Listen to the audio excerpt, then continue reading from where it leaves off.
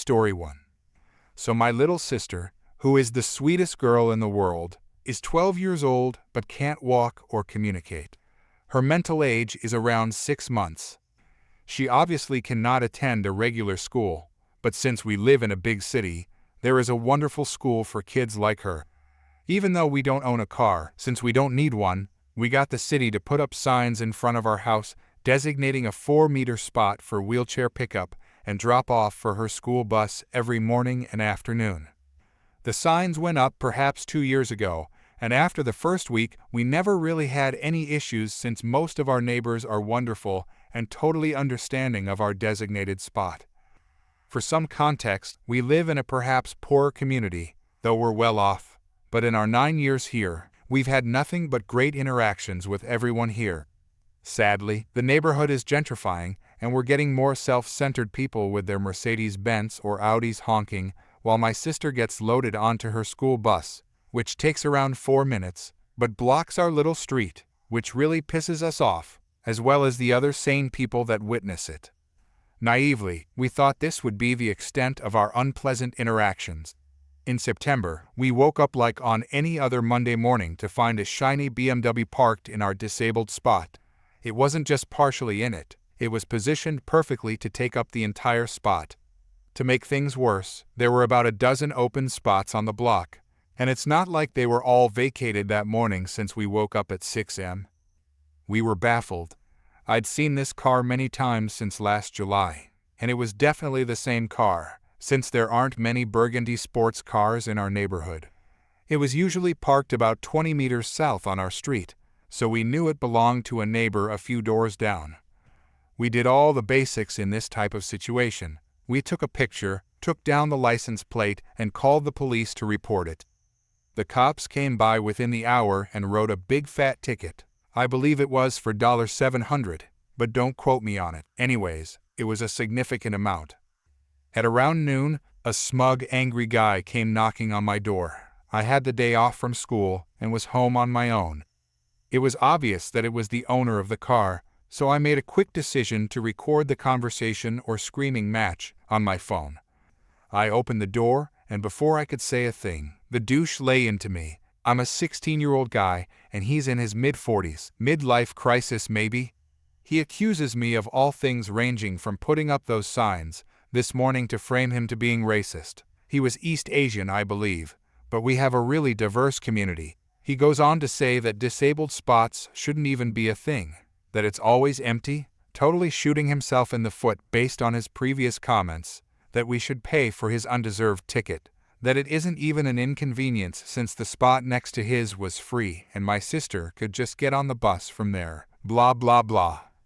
Once he finished, I said okay, and shut the door on his furious face. He rang the doorbell another 5 times before storming off. To my satisfaction, the recording caught everything fairly clearly. In the evening, I told my parents what had happened and gave my dad a copy of the recording. We have a pretty tight-knit community, for the most part, and there is a neighborhood Facebook group with around 3,000 members. My dad decided to post a summary of what had happened along with the recording and a picture of the car in our spot on the page. There was immediate uproar with people saying they would fight back or whatever. We were humbled by the feeling that our community was standing up for us, but we didn't think anything would come of it. The next day, I leave the house to go to school and walk by the guy's car, back in his normal spot, and notice that the front right tire was deflated. Upon closer inspection, it was slashed. As I said, our community is tight-knit, but I can't say I expected anything like this to happen. The guy must have seen the Facebook post, because he didn't come back to our house to complain or accuse us of anything. The following weeks were sweet. Whenever I saw him in public, people would go up to him and remind him that he was a bad person, a bit harsh in my opinion, but they weren't my words. In November, his house had a for sale sign in the window. The house market had also gone down a bit. I'm always kind of curious about how much houses similar to ours are selling for compared to how much we paid for ours in 2011, so I knew what he paid for it in July. Once I saw the for sale sign, I rushed home and checked the local house listings, and lo and behold, he was selling for $90,000, less than what it was going for in July. He really wanted to get out of our neighborhood. While his crime wasn't nearly worth $90,000, I must say that I don't feel bad. Worst case scenario, he sells that obnoxious car of his, which would easily cover the lost money. Let's just say that we haven't had a single car parked in my sister's spot since. Story 2. I was 12. My parents moved us to a new place, and our neighbors were unpleasant. There were the entitled mom and the dad. Never met him. Can't call him entitled. With 2 sons. One was 13 and the other was about 8 or 9. The older brother was a decent guy. We were school bus pals, but the younger one was an issue. But looking back on it, he probably had a social disorder like Asperger's or perhaps ADHD. My mom did not like this kid. A few incidents happened before with him, and my mom nicknamed him the orange-haired boy. This story is told from my mother's perspective, as she dealt with the entitled mom. Despite this happening over 10 years ago, I do remember that it happened, but the written dialogue here is pulled from my mother's retelling of the story, so there's a tad of embellishment. This was at the time of dial-up in my country. It was fantastic. My mom and I had a system where I'd quickly load a flash game with a heads-up, then disconnect from the internet and plug the phone back in. It was the school holidays, so it was just my mom and I at home when Dad was at work, so it was an otherwise empty house when this happened. You're supposed to give a heads-up when you're unplugging the phone. I need to make a call. Mom tells me. From the backyard. I'm not on the computer though, I'm outside. Mom pokes her head out the kitchen window, sees me, looks confused, then turns around. She and I have the same idea, so we both head to the room with the computer, and we find the orange-haired boy. Excuse me, what are you doing? My mom told me I could use your computer. Why don't you use yours? Despite hating this kid, my mother is not unreasonable. She's not going to get annoyed with a 8-9-year-old. I broke it. Well, I'm sorry, but she can't decide that. You have to ask for permission. Besides, you can't let yourself in our house anyway. You can finish the game, but I need to plug the phone back in so you can't load anything else. Mom then gave me a look that meant, keep an eye on him. She later told me she didn't want him to break our computer if he indeed broke his own, so she needed me to keep an eye on him. The boy then leaves and 10 minutes later we hear a knock on the door. I go to answer, but my mom gets there first. My son told me you won't let him on your computer. Sorry, who? My son. Oh right, the kid who let himself in. He told me you told him he could use my computer. Why is that? His computer was broken and I needed to entertain him. So that makes it okay? I wouldn't have minded letting him if you had just discussed it with me first. He's an angel. There's no harm in him using your computer. Clearly there is if he broke his own computer. At this point, the mom must have been getting annoyed. I heard this part for myself as she started shouting very loudly. He only broke his keyboard. He spilled his drink on it. It's safe for him to use yours because he learned his lesson. Still doesn't give him or you the right to come and go as you please and use our property without permission. But you said you would have let him, so what's the problem? My problem is a strange kid. I barely know just walked into my house and used my computer because his mother said he could. If that's how you treat your neighbors, then you and your children aren't welcome here anymore. My mom then slammed the door, and that was the last we heard from this entitled mom, though she'd stare at us if she saw us leave the house. My mom would make jokes about the kid if she saw him in the street, like, "Oh, it's the orange-haired boy, remember to lock the door." When school resumed, I was talking to the older brother on the school bus. He told me that his mother asked him to steal our keyboard if he ever comes around again. He understood his mother was a psychopath, so we just had a laugh about it. P.S. A lot of people are wondering how the kid got inside without us knowing. Doors are usually kept unlocked where we live, but we learned our lesson and started locking it after. P.S. 2. The entitled mom asked her older son to steal the keyboard because she knew I was friendly with him. She didn't ask the younger brother to steal it. Sorry for any confusion. Story 3. Hi, hope you have a great day. noon, night, or evening, whenever you're hearing this. That happened literally an hour ago or hour and a half ago, so I wanted to share it with you. As of writing this sentence in Bulgaria, it's currently 11:50 p.m. Cast, entitled Parent, her kid, me who I will refer to as Daniel, my friends Dave and Bob, and finally the two police officers. All names are fake. Let's get to the story. It was about 10:10 p.m. when I was walking home with two of my best friends. My parents were well aware that I would be a little late, but at home before 11.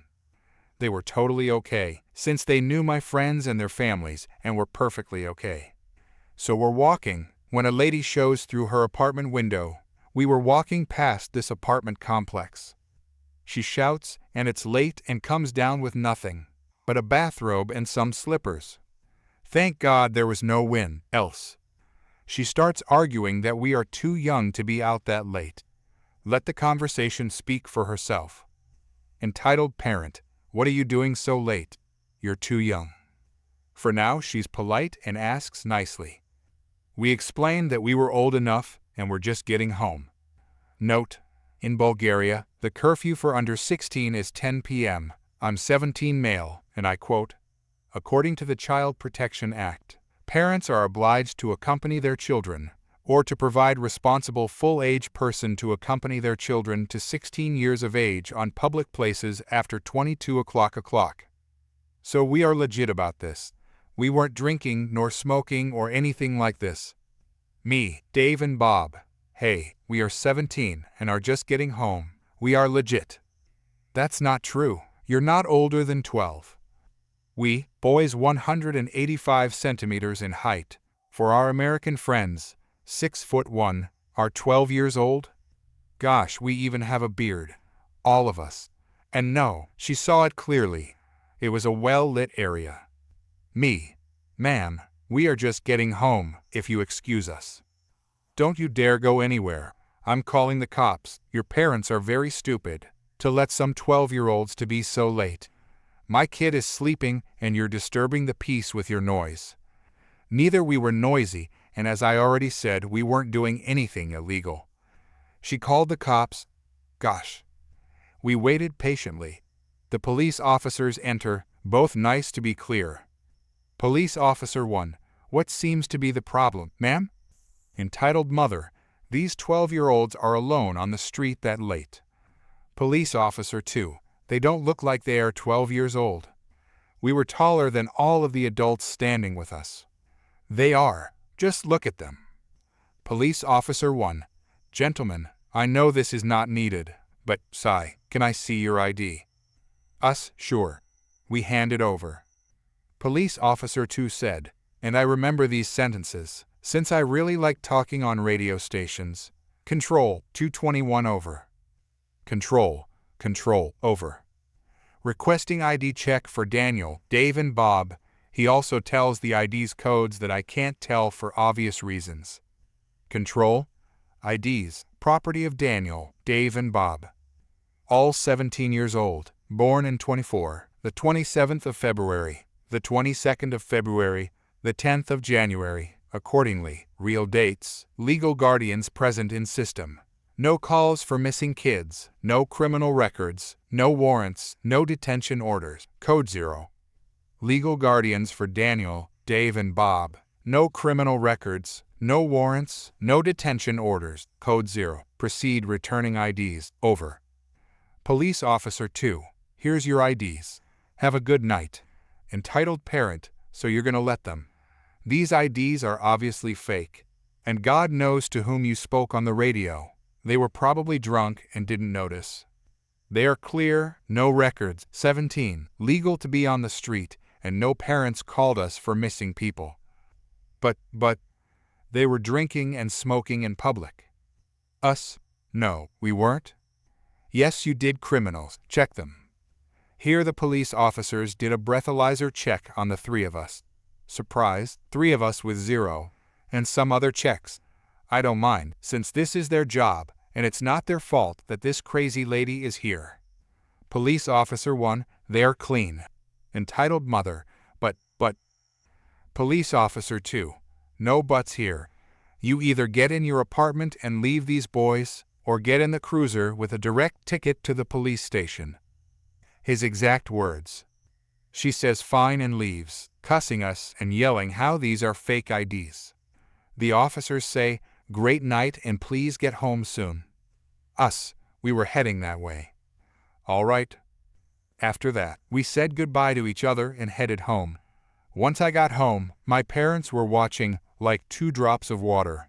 This is a TV show where famous Bulgarian personalities have to imitate another famous person, musical person, with a vision and a song, and finally the viewers vote for the best imitation.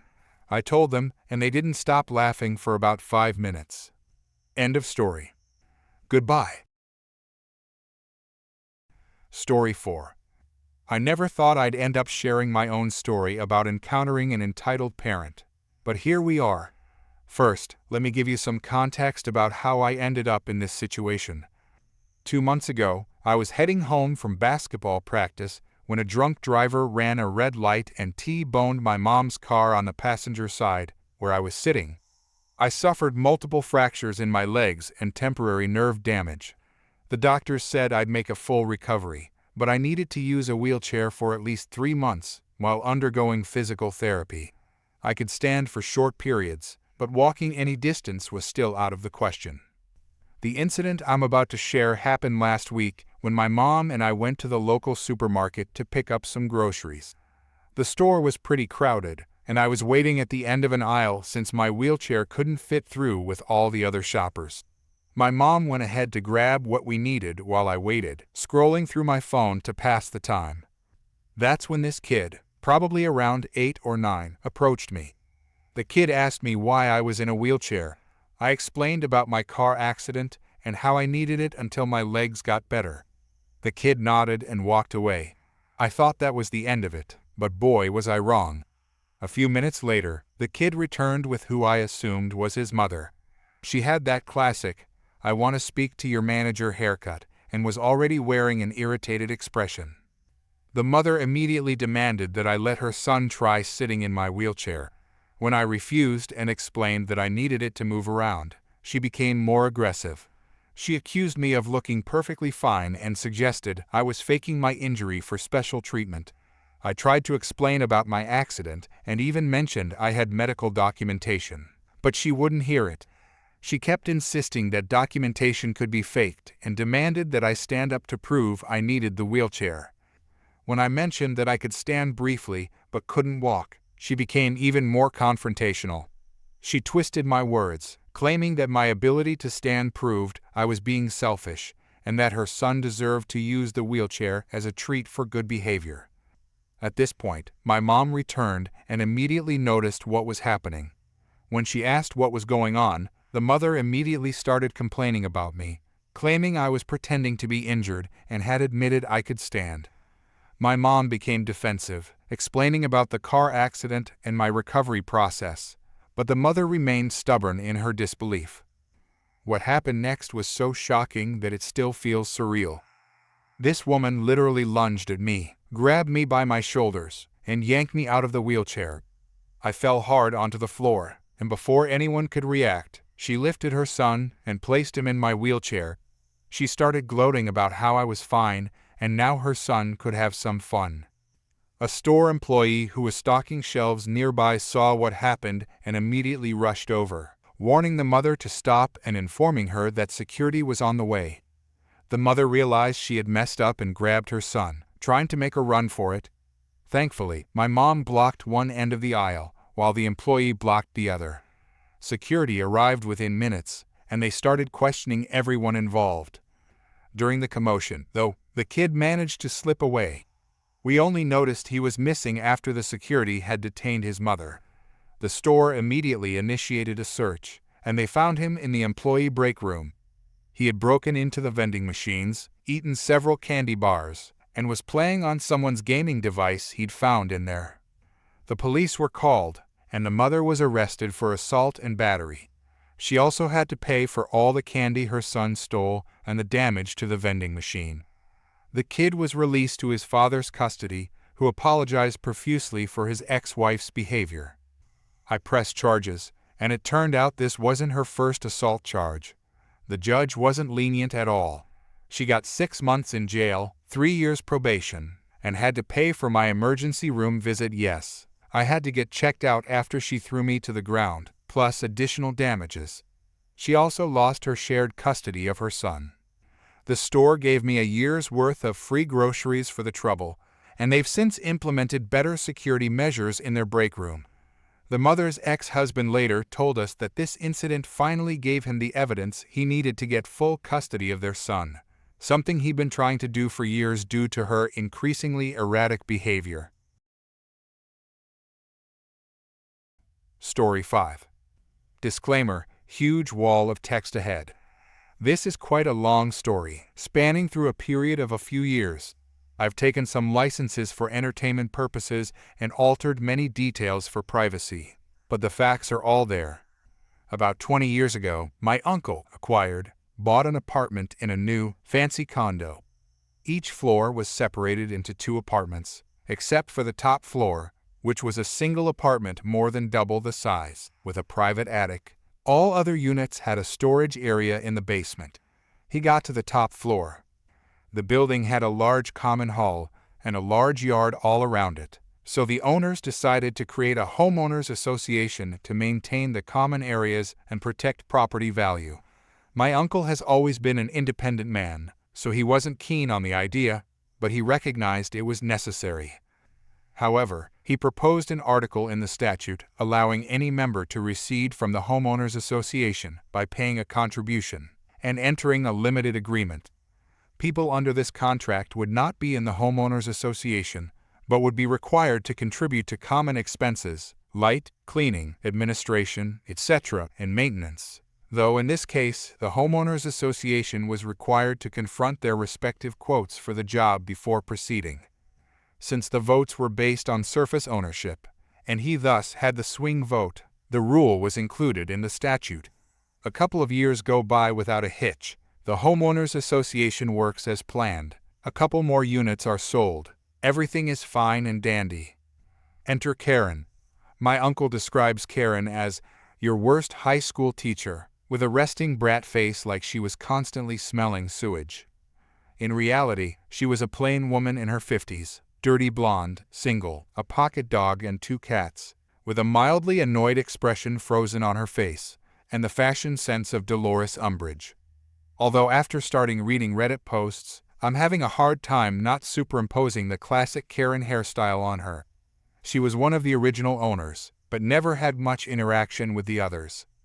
The first time my uncle took any notice of her was when she tried to introduce a rule preventing children from playing in the common hall, because their rowdiness and the prospective damage they could cause might decrease property value. My uncle didn't like participating in the meetings, and he didn't have kids yet, but that time he intervened, saying that he'd rather have happy kids around, even if that meant losing a bit of value, and proposed creating an emergency fund for accidental damage instead. Karen was outvoted. While they were leaving the conference room, she threw a look at him, like she was about to breathe fire on him. He disliked and distrusted her from that moment on.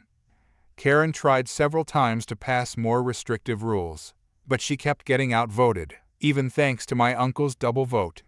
But at the same time, she was doing something else. She was buying additional units and forcing her rules onto her tenants, including those regarding the common areas. So that meant that her tenants' kids couldn't play with the other kids in the common hall. For instance, that one was nearly impossible to enforce and lead to complaints.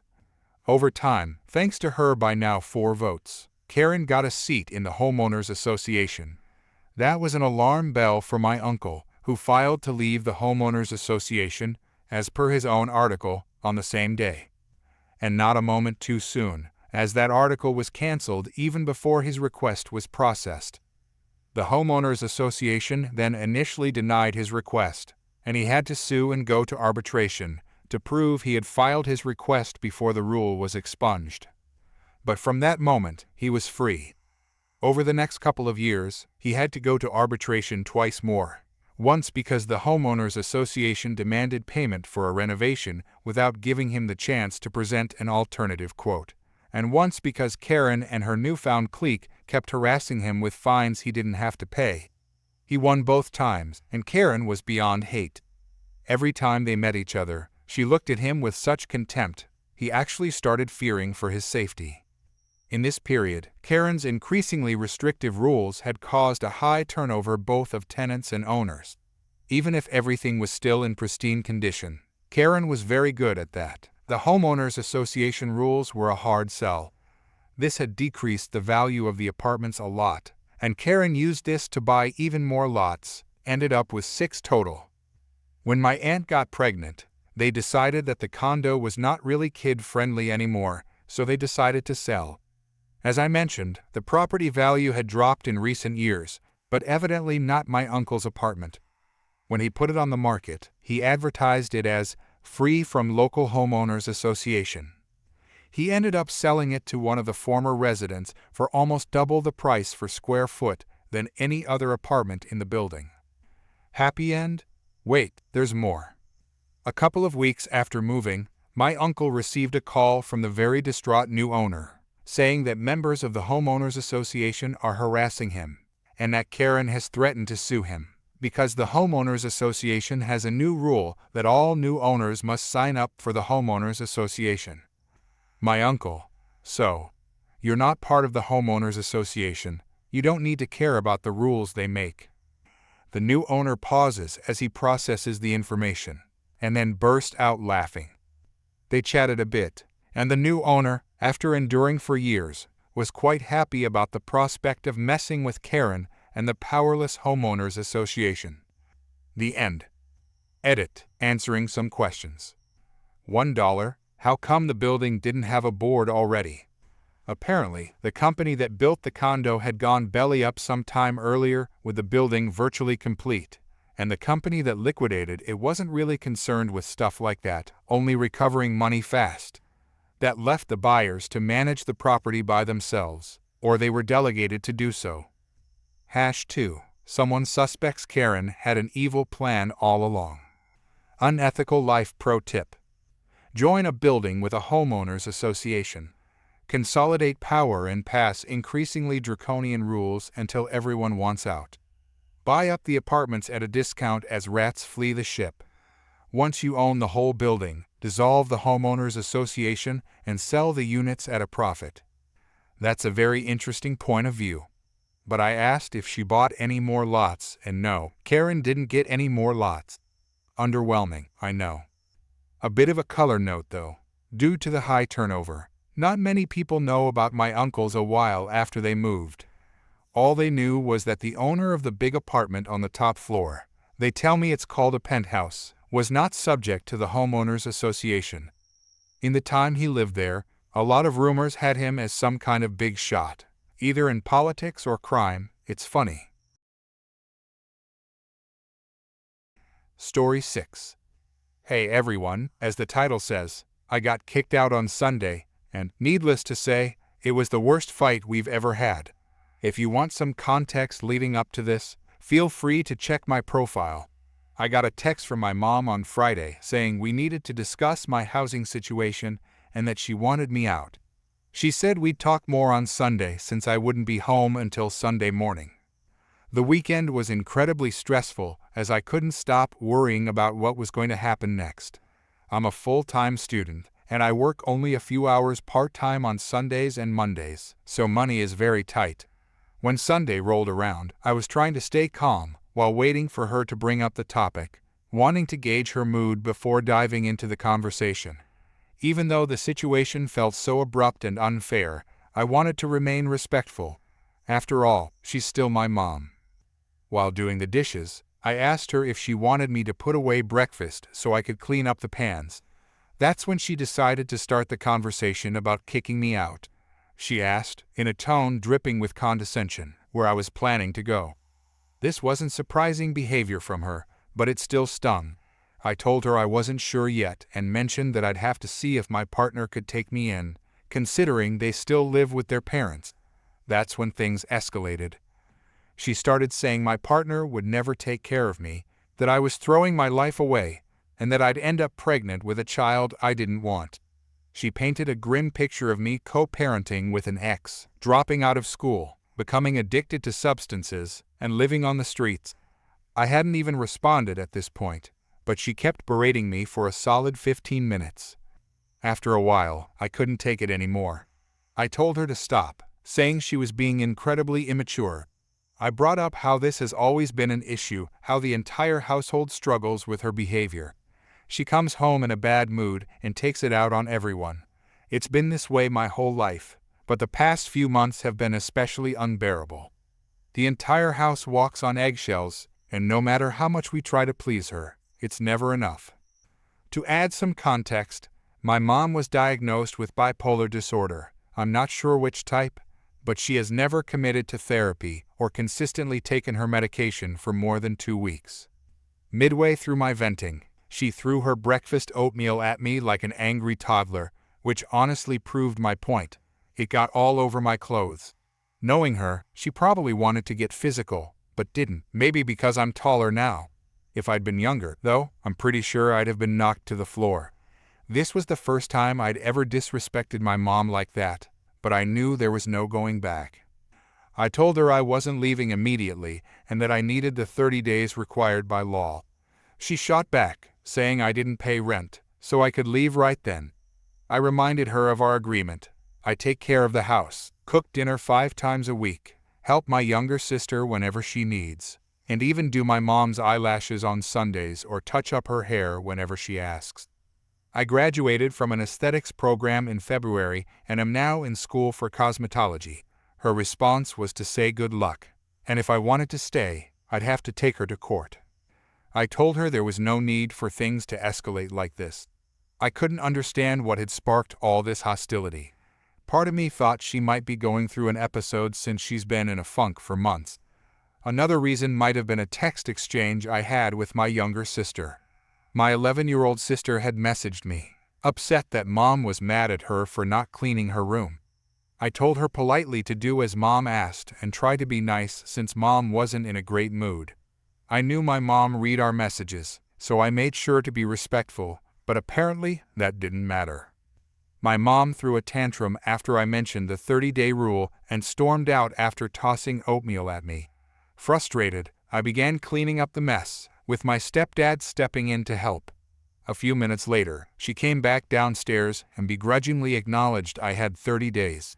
However, she added conditions. I couldn't eat any food in the house, use water for drinking, showers, or laundry, and I had to sleep in the foyer. She even forbade me from sleeping on our large sectional couch in the living room. It felt like she was trying to humiliate me, a tactic she used often when I was a child. Back then, if I misbehaved, she'd make me sleep in the hallway, sometimes offering only a pillow and a small blanket if I was nice enough. I told her absolutely not and decided I was leaving that day. I went upstairs to pack my belongings. As I packed, the argument moved upstairs, escalating into a full-blown shouting match. At that point, I said things I'd bottled up for years. I knew I wouldn't be coming back, so I let it all out, even though I knew I could have handled it better. Still, the way she had started the conversation left no room for a mature discussion. She even made a bizarre comment about thinking I was a sexually transmitted infection when she was pregnant with me. I had no idea what that had to do with anything. Eventually, she shifted gears and started claiming she had done her best to give me a good life, but I couldn't see it. That was when I hit her with a response she often used on me. Well, according to you, no one has a good life. How was I supposed to know what a good life is? That made her cry, and I felt terrible. Usually, she cries but keeps going, but this time she just left the room. I felt awful seeing her like that. I know my mom has tried in her way, but the verbal abuse she has dished out to me and my sisters all our lives has left deep scars. Just the Friday before, she was yelling at my little sister, saying she hated her, wished she'd never been born, and called her just like her father all because my sister couldn't organize a sleepover in an hour. My sister is 11, and Mom gave her no help with the task. It was heartbreaking. I'm determined to get my sister out of this situation one day, but I need to focus on saving myself first. That same day, I called my partner to come and get my pet frogs. as my mom claimed their two small lights were using too much electricity. My partner helped gather some of my things before I had to leave for work. I'm incredibly grateful for them. They've been my rock since I was 14. If it weren't for their support, I'm not sure I'd still be here. After my shift ended at 10 p.m., they picked me up and took me to their home, where I've been staying since. We're actively looking for a place to live together, but as a full-time student with limited income, it's challenging. Still, I refuse to let my mom's words or actions derail my dreams. I've worked too hard to get where I am, and I'm not giving up now. At one point, my mom tried to stop me from even speaking to my sister, which broke my heart. I've always taken care of her, especially when the pandemic forced us both to transition to online schooling. During that time, I became her primary caregiver. She even sees me as her mom in many ways. She made me a Mother's Day card this year and picked dandelions from the neighborhood to give to me. It was one of the most touching gestures, and it made me cry. I felt so loved and appreciated. I miss her every day. We can text now, but it's not the same. I also miss my cat, who's still at my mom's house. Thankfully, my stepdad is looking out for him, and I plan to bring him with me once I have my own place. Despite everything, my mom hasn't spoken to me since the argument. The only communication I've had is with my sister and stepdad. It's hard to process how I feel. I miss her sometimes, but then I remind myself that I'm mourning the idea of having a kind and supportive mom who truly wants me home. That's never been the reality. I've been the caretaker in our relationship for as long as I can remember. Even as a child, I would tuck her into bed and read her stories when it should have been the other way around. When the pandemic hit, and my mom was removed from a government daycare assistance program for lying, she suddenly wanted me to stay home and help. I wasn't allowed to have friends over, and whenever I visited theirs, she'd always find a reason to call me back home. If I wanted any time to myself, I had to earn it by cleaning the entire house and making dinner beforehand. Even small mistakes would set her off. Once, I forgot to pack my sister's tablet charger, and as a result, I wasn't allowed to attend my partner's high school graduation. She always found ways to control and punish me, often using humiliation as a weapon. She'd threaten to post pictures of me crying or intentionally dress me in inappropriate clothes to embarrass me. Through all this, I've tried to be the best daughter I could be, excelling in school, taking on responsibilities beyond my years, and doing everything I could to make her happy. But no matter what, it was never enough. I know now that I can't fix her or heal her wounds. I need to focus on healing myself and building a life free from her toxic influence. It's been a whirlwind of emotions: anger, sadness, regret, and numbness. I wish things had ended differently, but I know in my heart that I tried my best. I'll keep moving forward, even if it means carrying the scars of my past. My priority now is building a future where I feel safe and supported. I hope my mom gets the help she needs one day, but it's not my job to save her anymore.